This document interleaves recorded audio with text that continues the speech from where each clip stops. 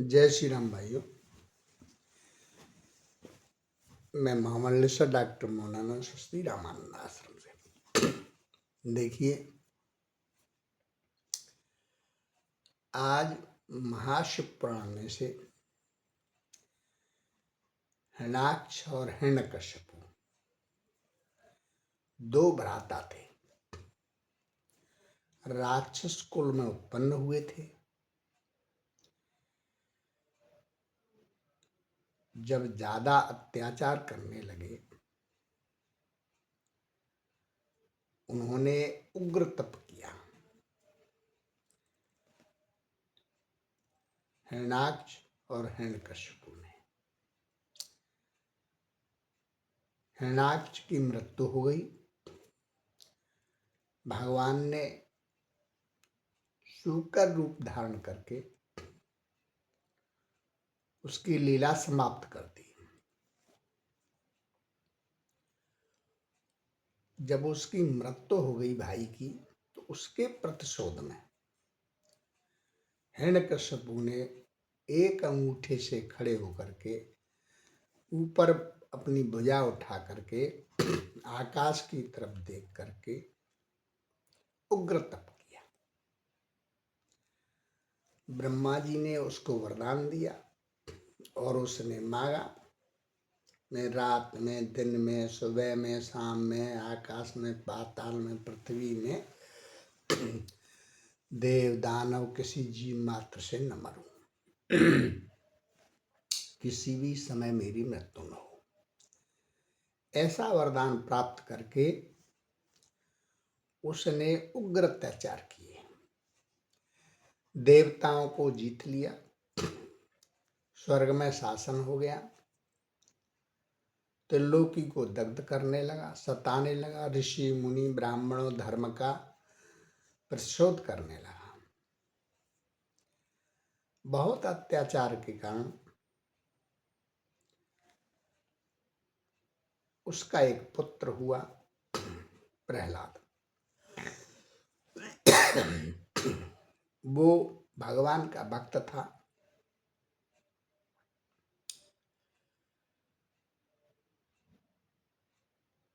जब गुरुकुल में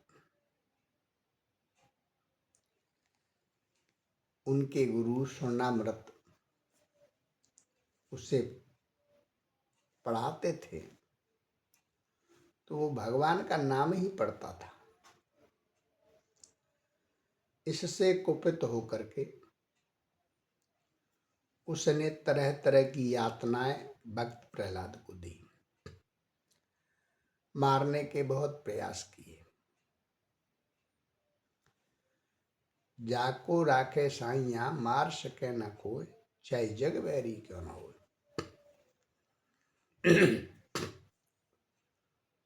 उसको हाथी से कुचलवाने की कोशिश की, पहाड़ से फेंकने की कोशिश की, सर्पों के झुंड में छोड़ दिया, अग्नि में जलाने की कोशिश की।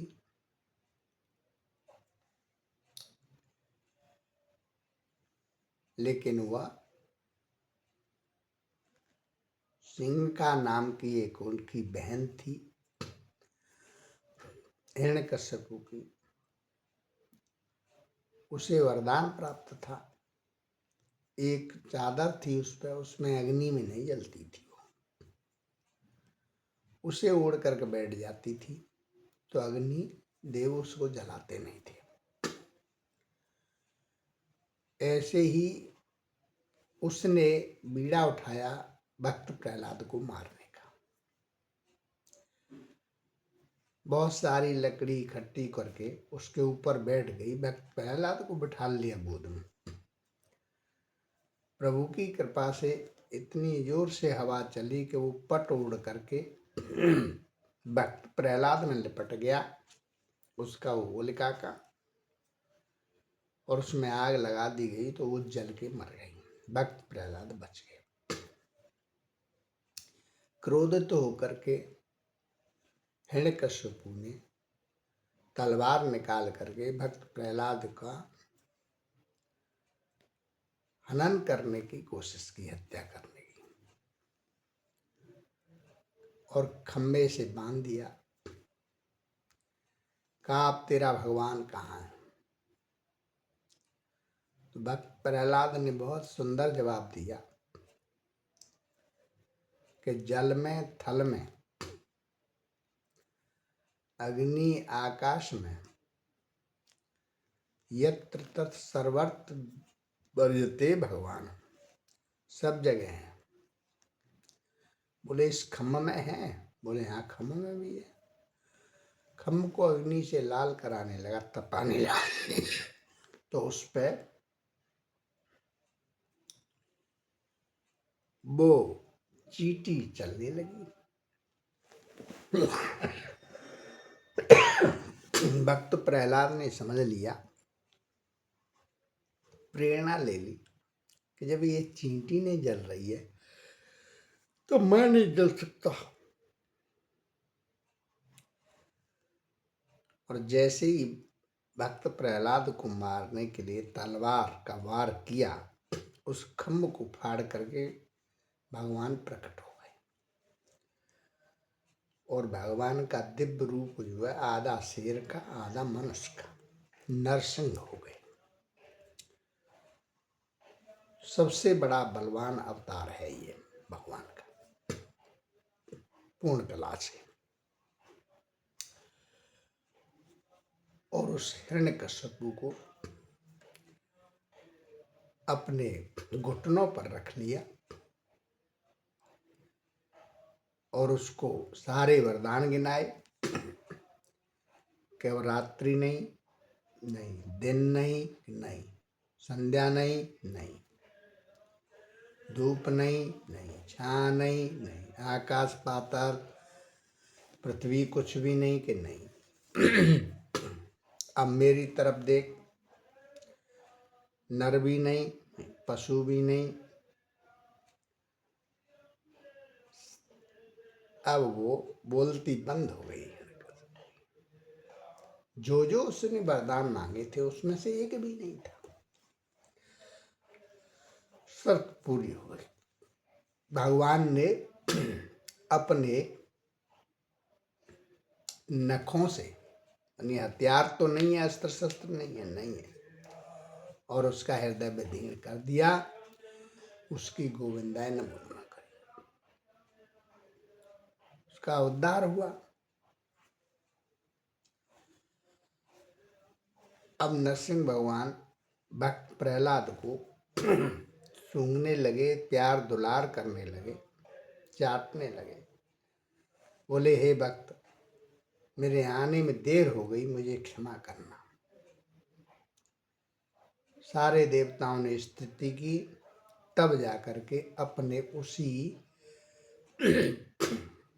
परम रूप में वापस आए।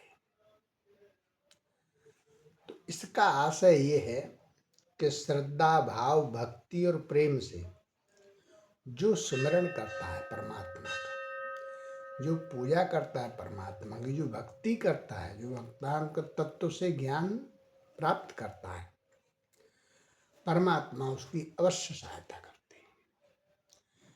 हे प्रभु मंगल मूर्त, तेरी मर्जी के बिना पत्ता तक हिलता नहीं, खिले न कोई फूल।